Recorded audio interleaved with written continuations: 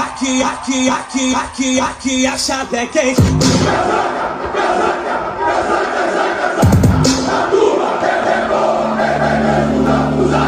Aqui a chave é quente.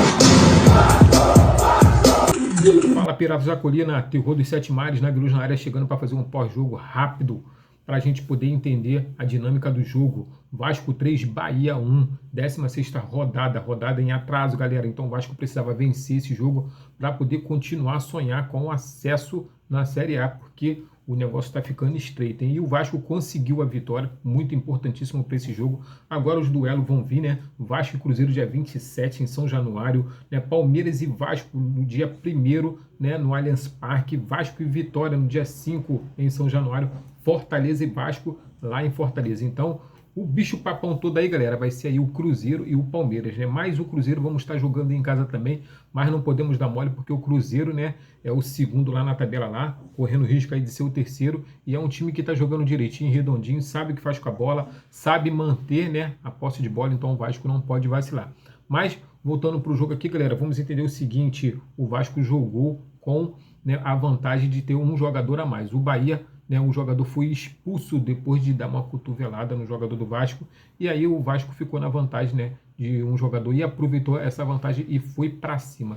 O Vasco somou agora 3 pontos, ficando com 27 pontos, empurrando assim o Internacional, que está com 27, porém ganhamos no saldo de gol, como eu falei anteriormente. O Internacional está com -8 e o Vasco com -1, e por isso o Vasco tomou a vaga do Internacional, ficando na 13ª colocação. E ficou assim então: o Internacional na 14ª, Santos na 15ª e o Vitória na 17ª, Juventude na 18ª, Fortaleza na 19ª e o Sport Recife na 20ª. Agora o Vasco, né, tem que fazer o dever de casa, vai pegar o Vitória, não pode dar mole, é confronto direto, então tem que ganhar esse jogo também, vai ser em São Januário, tem que somar os pontos. E o Vasco, para poder estar saindo, né, escapando de vez da zona de rebaixamento e começando a sonhar aí, pelo menos com, não vamos dizer Libertadores não, mas a Sul-Americana. Então, cara, o Vasco ele tem que somar pelo menos aí 43 pontos para ele poder fugir da zona de rebaixamento e não pensar mais em zona de rebaixamento. Mas para ele fazer isso, cara, ele precisa aí de 16 pontos para poder estar somando 43. E para ele estar fazendo esses 16 pontos, ele tem pela frente aí 14 jogos. Então, cara, dá para sonhar, dá para sair da zona de rebaixamento e dá para sonhar também com a Sul-Americana. Libertadores, cara, particularmente não me interessa, até porque o Vasco ainda não tem um elenco alicerçado para estar jogando a Libertadores, mas para estar jogando uma Sul-Americana eu acho que dá. Mas o Vasco ficou com a dinâmica boa, né? Hoje contra o Bahia, jogou bem, foi para cima, se impôs dentro de campo, ainda mais com um a mais. E aí as substituições começaram a vir, né?